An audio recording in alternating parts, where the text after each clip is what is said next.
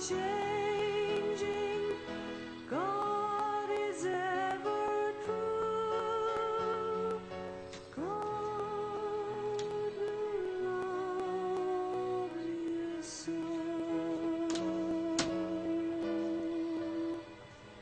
So be patient with what is, and everything is yours. All you need, your God will give. For with God in your heart, and your faith strong in Him, know you will forever live. For God is unchanging. God is ever true. God who loves you so. Let nothing disturb you or take away your peace. Make your home, make your home, make your home in God.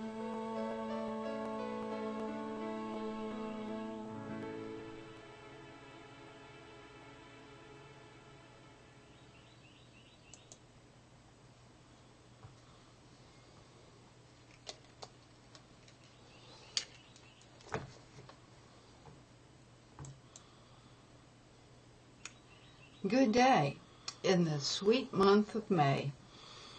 For those of us in the Northern Hemisphere, spring is just coming to its height, its peak. And for those of you in the southern half of the globe, you are experiencing the height of colorful autumn. Both of these seasons are transition times. And our present series, The Time Between, treats of a similar transition time in my own life. The change was in the offing, but would it be to a winter or to a summer? The question was unanswered. Last week we shared about my bringing to closure the deeply prayerful and very fruitful period of my life, a period of discernment of God's call to me to transition from Poor Clare community life to hermit life. By Easter, all signs were go, but where was not apparent. I had had to return to the monastery in Canton, Ohio. In early May, my best friend in the monastery, Sister Mary Kay, returned with me to the little house in Anstead, West Virginia, in my newly purchased, but far from new, Ford Bronco. Together we packed up all my stuff and walked the beautiful trails along Mill Creek for the last time. This leave-taking would have been easier if I had had somewhere to go to continue living hermit life. Instead, I was living the well-known saying, when you come to the edge of all the light that you have, and you must take a step into the unknown, believe that one of two things will happen. Either you will find solid ground beneath your feet, or you will be given wings to fly. And since you mentioned, at least never mentioned to me, that you were growing wings. The question now is, where will you actually find that solid ground beneath your feet? As you said your goodbyes to the house in Anstead with Sister Mary Kay, I can't help asking right from the start which you thought or felt at the time that you would miss the most. The little house where you could finally live on your own in solitude, or the ambiance of Mill Creek and its natural beauties?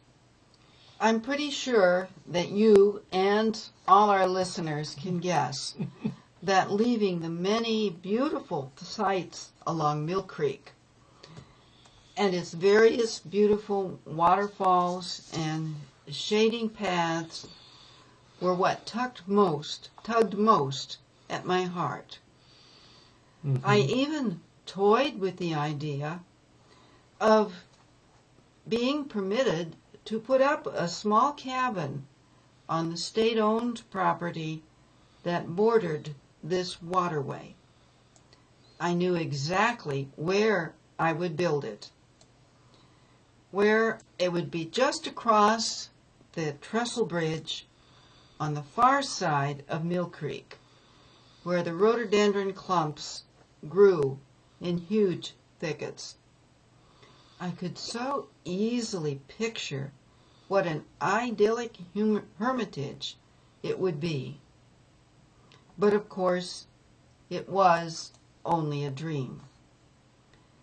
Mary Kay and I drove away from Anstead in my heavily laden Bronco with heavy hearts around 10:30 one morning in early May. A cool morning that soon turned gray and rainy, which wasn't a bad mirror of my inner state. Mm-hmm. But now, you and Mary Kay didn't drive back directly to the monastery. You made I guess what we would have to say now would be a portentous stop along the way in West Virginia. That's right. You may remember that I had mentioned two Franciscan sisters who had visited me at Anstead in early March.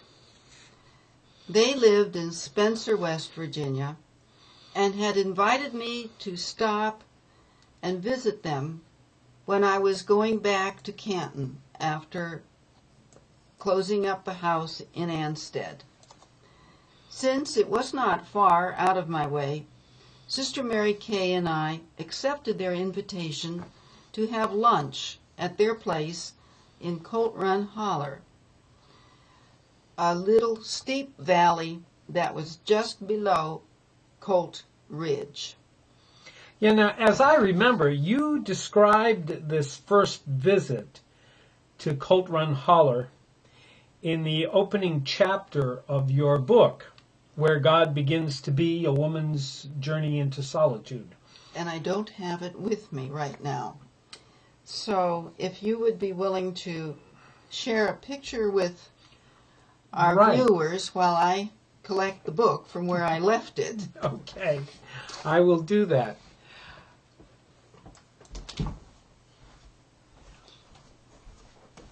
What you're seeing on the screen right now is the actual road that runs in front of the property. It's a little gravel road. You can see the barn on the property that the two sisters, Sister Jean and Sister Jane, own right there. And you can see their little dog, a little blind cockapoo by the name of Mateo. And he's standing there in the middle of that gravel road. On guard. Now, the thing about this gravel road is what you're looking at is level. And it is what you come down onto after the descent from Colt Ridge. Karen will read to you now the excerpt from that first chapter of her book that describes her first descent down onto Colt Run Holler with Sister Mary Kay, her friend. Yes. I had been forewarned by Jeannie, who had navigated that descent into this holler for 11 years by then, that I was not to attempt to drive my heavily laden bronco down off the ridge.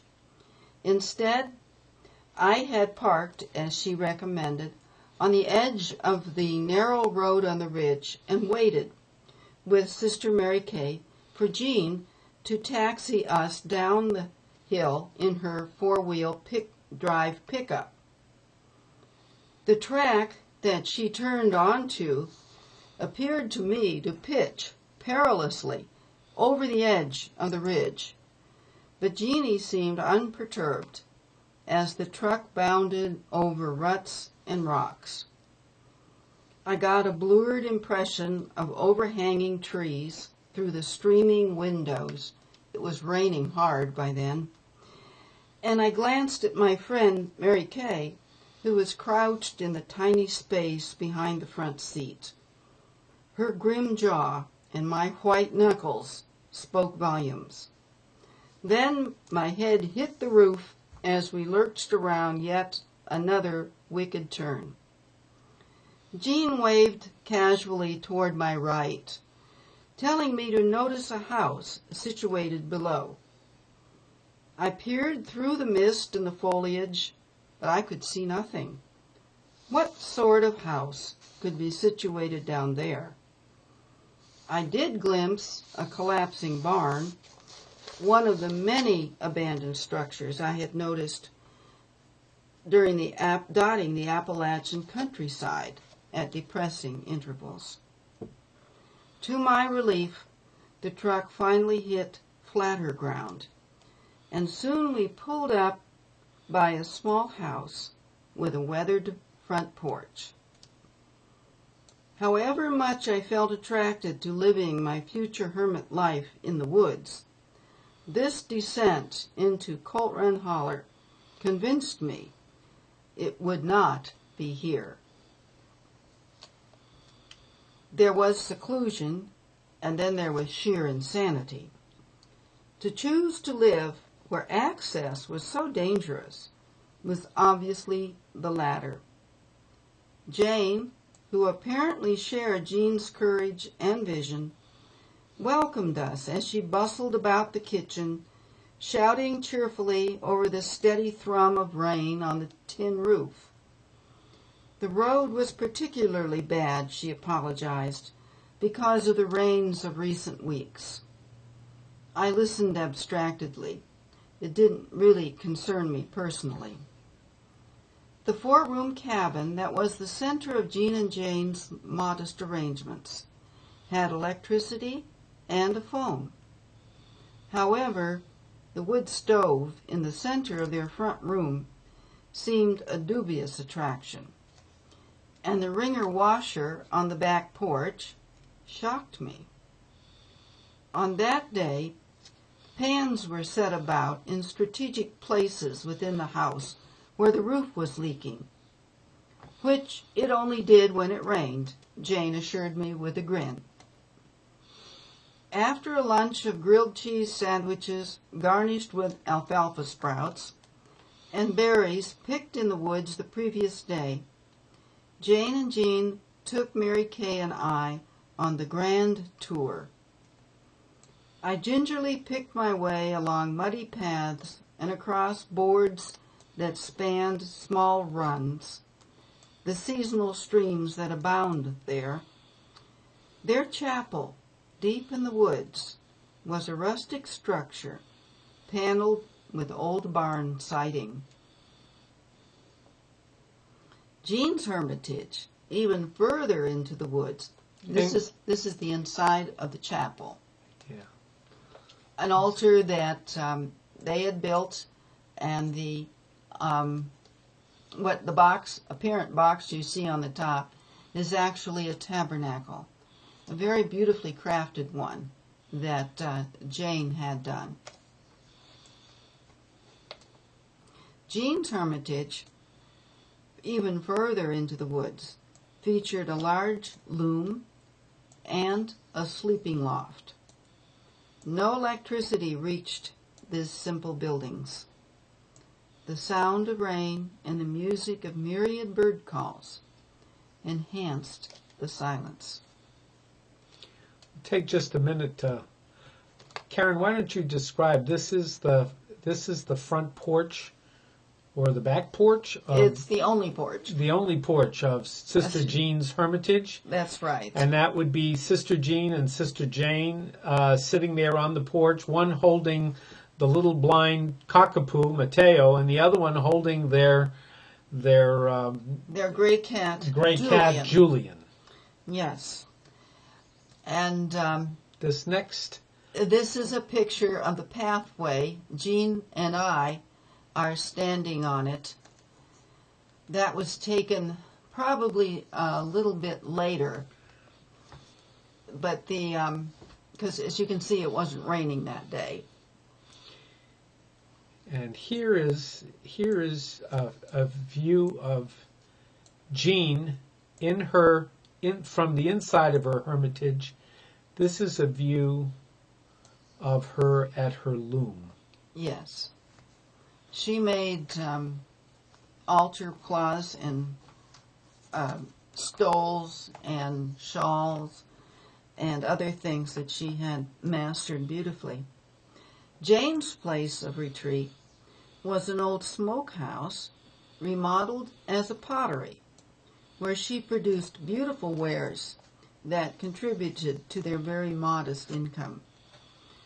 Then she proudly led us up a slippery path to their guest hermitage, a tiny building surrounded by trees and furnished with a sleeping platform, a built-in desk, and an old rocker. And she was so proud of it because she had built it. These were remarkable women. Coming and going through the wet woods, we passed and repassed the inevitable outhouse, which we do not have a picture of. One of the few such structures that I had ever encountered in my sheltered life. My middle-class upbringing in a university town had never exposed me to physical hardships of this kind, and of the kind I observed that here were part and parcel of life in this rural setting. Although I was used to the austere poverty of the monastery, it did not include the material deprivations that lack of indoor plumbing implied.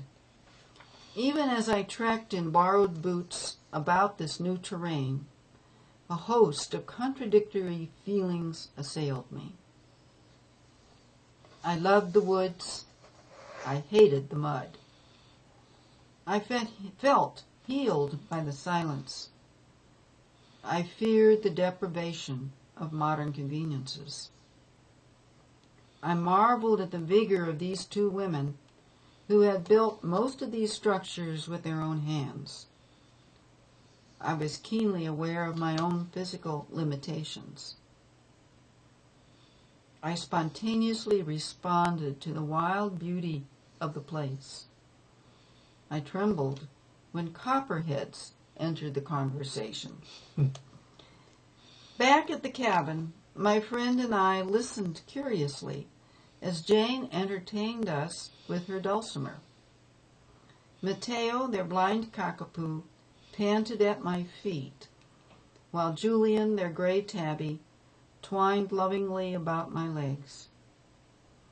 Something mysterious was happening to me, something that made me suspect a hidden trap. Suddenly I was eager to get on the road, headed back to the safe, the familiar, the clean environment of the monastery. When Jean drove Mary Kay and I back up to the ridge, I felt admiration, but no attraction, to a place where mud and risk were facts of daily life. If anything, the harrowing drive up the steep hill confirmed all my fears. As I unconsciously leaned forward to help the spinning wheels find traction and avoid the deeper ruts, all my survival instincts flashed warnings. Only after we attained the interstate, an hour later, did I begin to relax and admit all the contradictory emotions that had crowded those brief hours in Colt Run Holler. Country roads take me home, sang through my mind, but not that country road, please God. Yet the mystical sense of coming home, created by the dripping green leaves, the trailing veils of mist, the silence and the solitude, would not leave me. And the house that I had not seen among the tangled foliage haunted me. Obviously, your memories, as you recollected them in your book of that day, were very, very vivid. Unforgettable. And written so descriptively and beautifully, too.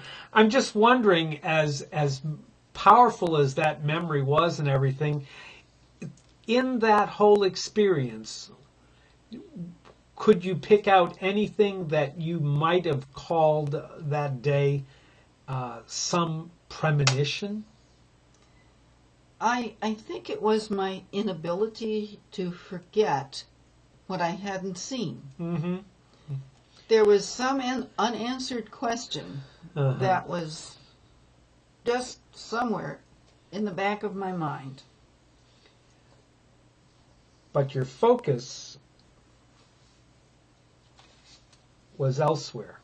Your focus was still on hearing from Bishop Kendrick Williams. That's right. Page 3. No, here. Yeah, thank you, Paul. I was still waiting to hear from Bishop Kendrick Williams of Lexington, Kentucky, the diocese where Hazard was located, whether he would grant me permission to settle near Hazard.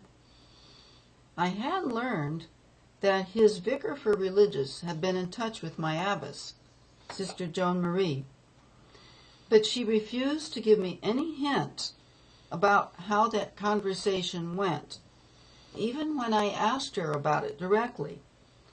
She merely said that I would receive a letter soon. Well, that left me in a quandary because I wasn't used to that. That was unusual for Sister Joan Marie. And you reflected on that in your journal? I did. I wrote that when we talked at supper that evening, the sisters, I told everyone about the 3 denials that I had received thus far, 2 bishops in West Virginia, and our own bishop, Malone, from Youngstown Diocese, where the monastery was located, had all said no. And Joan Marie joined in on the conversation and suggested, well, maybe you could write to Bishop Pilla, was the Cleveland Diocese, which was the nearest diocese, or to Bishop Hughes, another nearby bishop, or maybe to try to get this place near Jeannie and Jane, which would be nearly an ideal setup, she thought, if it weren't forbidden territory. It was in West Virginia. Lord, your word to me today rings true and gives me a deep assurance. You say, I give you my assurance, whatever you ask the Father in my name, I will give you. Until now, you have not asked for anything in my name. Ask, and you shall receive, that your joy may be full. On that day you will ask in my name, and I do not say that I will petition the Father for you. The Father already loves you. Father, Abba, in Jesus' name, I ask for Hermitage, where I may live with him the solitary life to which you have called me. At Mass today, love, you said, "Isn't it enough for you to know that your home is in my heart?" It is enough, dear. It is my abiding place wherever I am living. But you have called me out to something more than just a mystical indwelling. Yes, and waiting for that inner hermitage to somehow materialize into an outer manifestation is taking a lot more patience than you're accustomed to expending. It's over the years I've learned that it's not your real long suit, but this certainly was testing your patience. It seemed like a test to the limits, yes. But it seemed that the only place that I had to live at that moment was in hope. In hope. And even that, a hope is not a question answered. It's still a matter of waiting. And so I was clinging to a passage from Jeremiah, which spoke to me. And Paul, would you read that? I'd be happy to our viewers.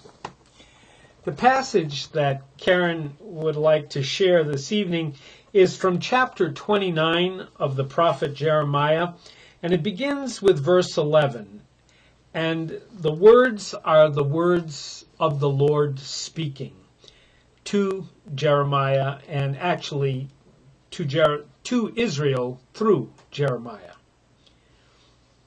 For I know well the plans I have in mind for you, says the Lord. Plans for your welfare, not for woe. Plans to give you a future full of hope. When you call me, when you go to pray to me, I will listen to you. When you look for me, you will find me. Yes, when you seek me with all your heart, you will find me with you, says the Lord. And I will change your lot. That was my hope. I was holding that. And very slowly, things began to be revealed. For one thing, I received a letter. First of all, Joan Marie realized I hadn't yet received a response from the bishop in Lexington. So she called me into her office and said that Lexington refused me on the grounds of the bishop's responsibility through Canon 603. He just didn't feel he wanted to deal with it. Also, the poverty of the diocese, where he realized he couldn't offer me any support. I wasn't asking for any, but bishops seem to assume you are. And the unsafeness of a woman living alone in that part of the country. Anyone who's heard of the Dukes of Hazzard may have some idea of the bishop's concerns. I wasn't too surprised, and I was relieved to know the answer. I wrote in my journal, also, the fear that I'd always felt surrounding the idea of going there had never lessened. Joan Marie was great. When I told her about my inspiration, that she write to Bishop Schmidt of the West Virginia Diocese and explain that Canon 603 for hermits didn't apply to me, and that I was not a canonical hermit. But I was still a poor Clare, and she and the community would still assume responsibility for me. In fact, by the time I wrote this in my journal, she had got the letter half done. Actually, we realized I didn't need the bishop's permission to just live anywhere in West Virginia. As long as he was, as long as it was clear that he was not going to be responsible for you. And I was not on the bishop's property. Mm-hmm. That had been the problem in Church Hampstead. property. Yes. So it was, I did need to inform him that I was there. The house near the sisters at Spencer would be quite ideal, in Sister Joan Marie's opinion, and I was beginning to feel drawn to it too. So I decided I would write to Jeannie and Jane and ask them to inquire of the owner if he would let me live there as a caretaker. In other words, rent-free. And Joan Marie told me that she didn't see how the bishop could really forbid me from doing that. Before that, earlier, I had received a note from Jane, Sister Jane, saying that the family that lived in the little house up the road from them was planning to move out in June, and that the owner of the house, Lanny, pretty much counted on Jean and Jane for looking over the house to see that it was well taken care of and to oversee anybody who might want to live there. So things were beginning to happen, and I wrote, "You are calling me to solitary life and are, quote, going to prepare a place for me. I'm grateful to Sister Joan Marie for her willingness to tell Bishop Schmidt she thinks there's a misunderstanding of his right to forbid my living in his diocese. You've been saying to me, Lord, I myself will fight for you. You only have to keep still." Well, I don't know, as I was listening to you say that, it seemed that moved rather when it started to move, it started to move rather quickly. I thought you were dead set against the impression that you left after your initial visits and just acquaintance with Spencer was that you were really dead set against it, that you were not entertaining the possibility of living there at all. I was, but after having contacted a few other possible places, experiencing the attitude of the hierarchy, there comes a time, and my cousin said it very well, any port in a storm. And I thought, if this is the only available place, and the rent was perfect. Right. So it was a combination that was born of your desperation and God's ability to turn anything into a surprising gift. I think that's well put. That's very well put. And God is full of surprises for us. And as I began, I wrote in my journal, the more I let myself consider Spencer as a genuine option, the brighter my spirit grows. I don't feel the fear I have of hazard surrounding this place. It was good, I think, to have been willing to go to hazard despite fear and the misgivings of others, if that is what you wanted. I'm relieved to know that it isn't. Nothing is certain yet regarding Spencer, so essentially I'm still living in a time of parenthesis and paradox. In this belly of the whale, as Merton would say, which has swallowed me once I splashed down after walking off the diving board. Lord, you know what I most want, dearest. Jeannie and Jane are right about staying non-canonical. I know now that if exclaustration isn't granted, and Sister Elizabeth, the vicar in our diocese, had told Joan Marie the day before that it wasn't entirely certain that it would be granted. Although both of them had written very supportive letters, well then, I'll simply have to leave the order. No way can I honestly live cloistered community life again without withering physically, emotionally, and spiritually. That's a pretty dramatic conclusion, and it sounds like in your reflection that's it's a very dramatic end to 30 years, if it should come to that, of leaving the Poor Clares in order to, it testifies to your deep, deep conviction, how certain you are at this point that this is where you are being led, that this is a genuine vocation, this is a genuine path that you are truly being asked to embark upon, for you to come to the conclusion that if it means having to leave the order, you would.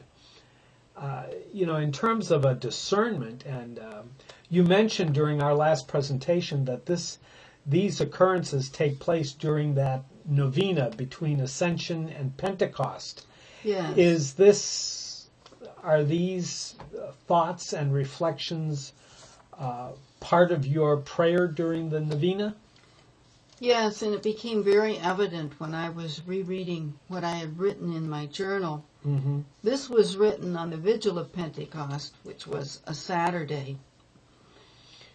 And as always, I start out by centering myself with what things are like around me. And I wrote, cold and gray and rainy.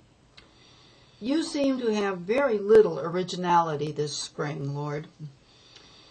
And then I quoted a song we sang. We hunger for a whole new spring. Spirit of the Lord, come, we sing.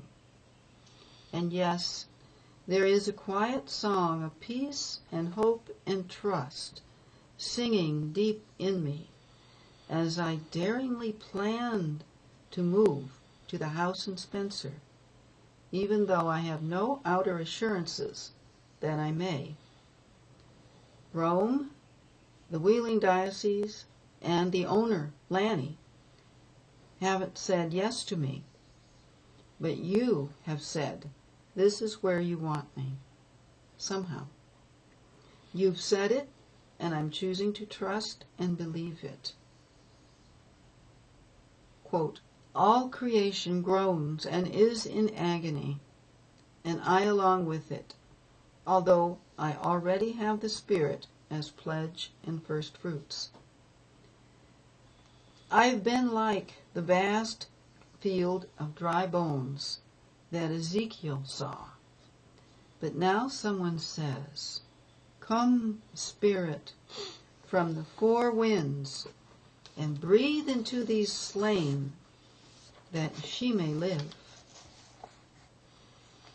As I settle into waiting for confirmation of the house at Spencer, I feel some kind of inner assurance about it that helps keep anxiety and too much gloom away. I think that's what's bringing me down. And the next day, Pentecost Sunday itself, I wrote, cold and gray and rainy. Will there never be the beauty of a spring morning in warmth and dawning light? This Pentecost, the imagery of fire does not frighten me as it often has in the past. Probably because everything was too soggy. Yes, exactly. For one thing, I wrote, I feel like I've been through a scorching experience, and I found that it renews and purifies, but does not destroy. I'm much freer to say, whatever you want, I accept. I surrender myself totally, as far as I am able, to you. For whatever you effect in my life will be good for me and life-giving. Even something as horrendous as being stuck here and sucked back into administration. My heart and my spirit still feel a deep peace regarding Spencer, though my mind keeps coming up with all sorts of obstacles. But for the present, unless you indicate otherwise, I'm emotionally and spiritually counting on going there in June. Doing this brings a great stillness. At last, my questing spirit finds a place to rest. First, I rest in you, God of my life, and abide within your mystery. Recreating God with fingers of tender love, drive fear from me. So much of that last excerpt in your journal bring to mind for me some things that I was just rereading again in a book by Kathleen Norris, who is the author of The Cloister Walk, and since then she has published a book entitled Amazing Graces, The Vocabulary of Faith. And one of the things that she said so well was to recap again a notion that has fallen into a tremendous amount of disfavor, I think, in our contemporary society. And that's something that was very, very closely valued and kept close to the heart of the early desert fathers and mothers, the first solitaries and hermits. And that was the virtue of detachment. Now, today we tend to think of detachment has a negative connotation. Being apart and aloof and uninvolved, unengaged. But nothing could be further than the truth for the early monks.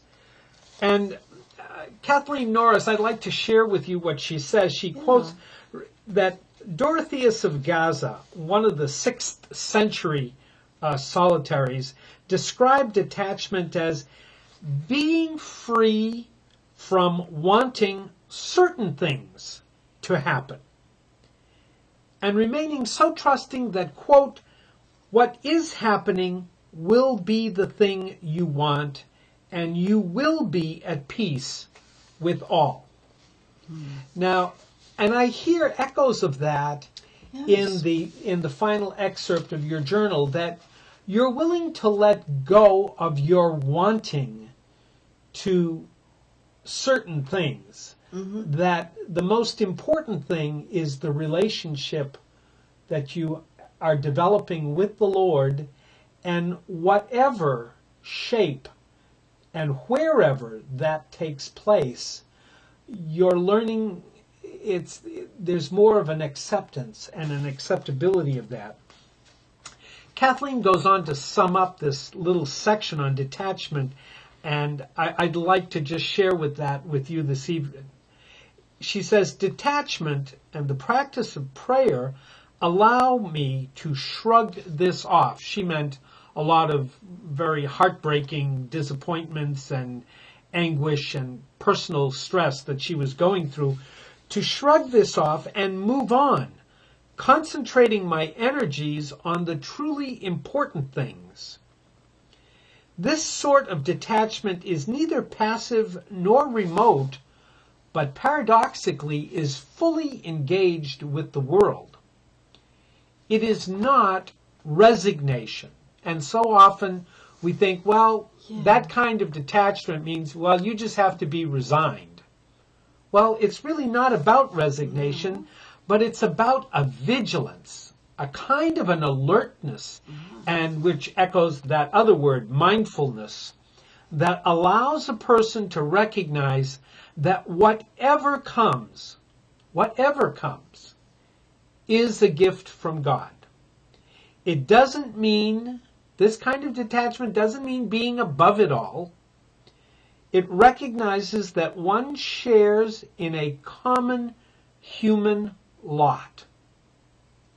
As Garrison Keillor says about the experience of winter, get over it. It's nothing personal. Everybody's cold. And Kathleen quotes Psalm 90. Our span is 70 years, or 80 for those who are strong.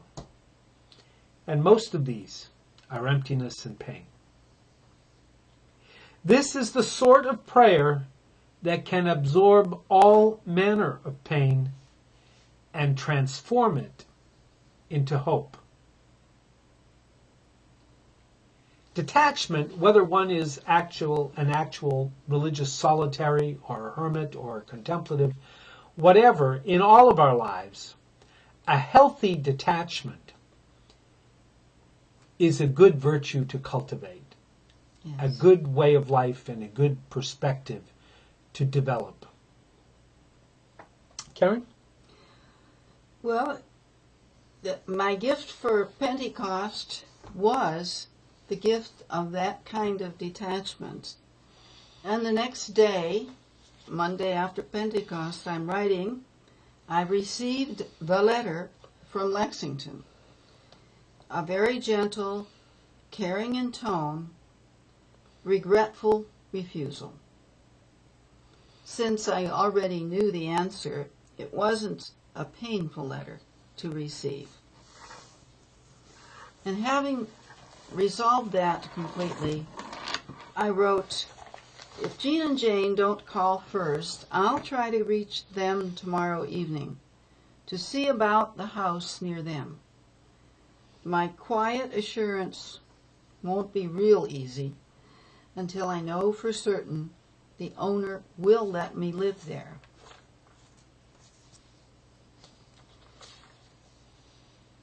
And I wrote the next evening, I feel like my 40 days of the deluge are past. Actually, we've had at least 40 rainy days since I came back here after Easter. I reached Sisters Jean and Jane on my second try, and everything really seems to go.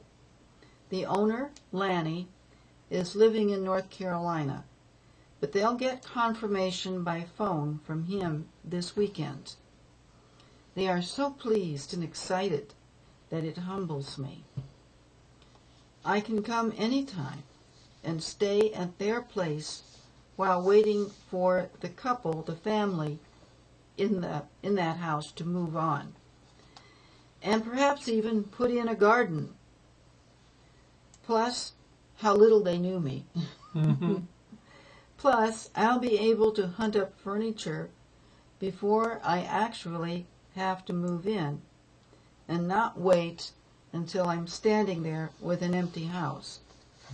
And a kitten comes with it, says wow. Jane. Now there was, bless her. Now I hear you asking me sweetly, what means the most in all this, dear? That you love me and have found a place for us to live together, love. That's all that matters. And that is my supreme joy. Now I can go into retreat. There was a 3-day retreat scheduled right then, in even deeper peace. I have touched down, and there is firm ground under my feet. A green and fertile hillside, in fact. Indeed, my cup brims over. And so it does. During these last few weeks, we've been considering this time between the no longer and the not yet. It's never an easy place to live, but when you stop and think about it, it's really the only place that exists. Karen was no longer in Anstead, and she was being asked to not be in the place that she just came from. And Karen had not found a place to go. And so she was being asked not to be where she was going next. Mm-hmm. What we have been part of, and what Karen has invited us to share in, was her struggle to just show up and be here while she's here. Mm-hmm. And that's really the call all of us have, is to show up and be here while we're here. Not to be back there where we are no longer. Not to be out there where we're not yet, but to be here now, to be present. Because in being present, in really being here while we're here, that's the only way we can be present to the presence, to the eternal present, to the divine. Yes.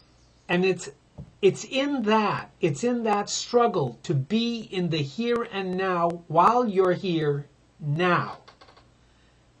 This is where grace, this is where the miracle of life really happens. And this is what we've been privileged to share in these very special moments, and with Karen in her journey. Next time we will begin not the time between, but the settling in to Colt Run. Yes. Karen? Well, we want to thank you for joining us today. As Paul says, next week, our broadcast, we will be moving into Colt Run Holler. And we will begin a new series, or a portion of this same series, called Living in Colt Run Holler.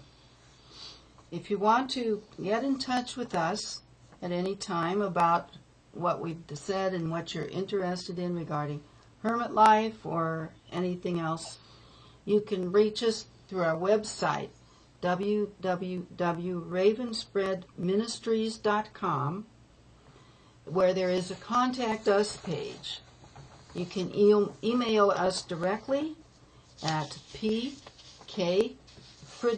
F-R-E-D-E-T-T-E, at frontier.com.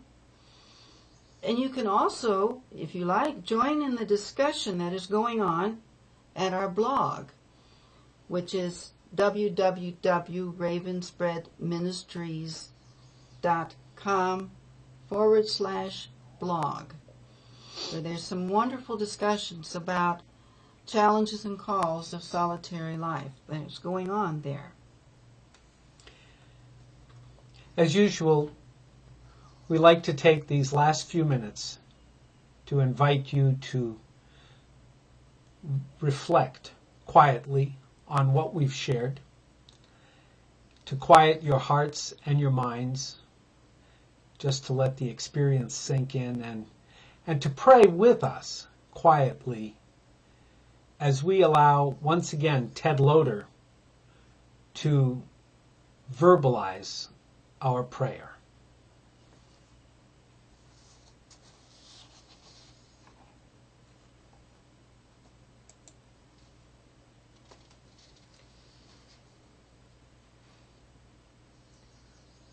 O God, who out of nothing brought everything that is,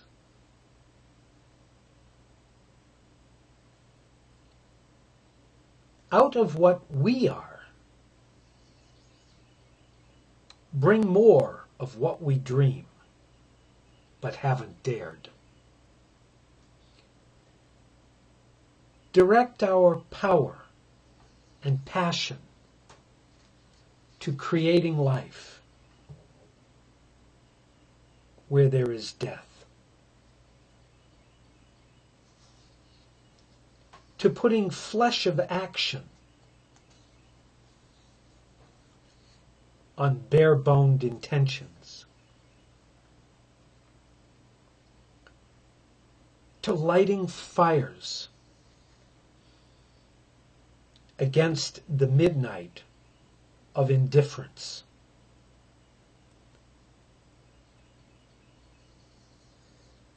to throwing bridges of care across canyons of loneliness,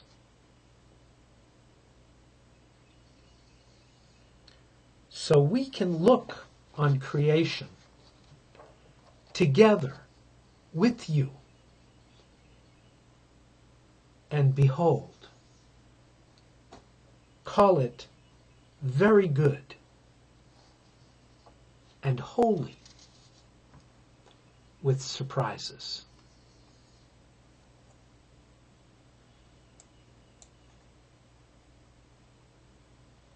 Once again, we both thank you very much for joining us this evening and wish you well and God's blessing as we say good night. God be with you, and let's hope you'll be with us in Colt Run Holler next week. Good night.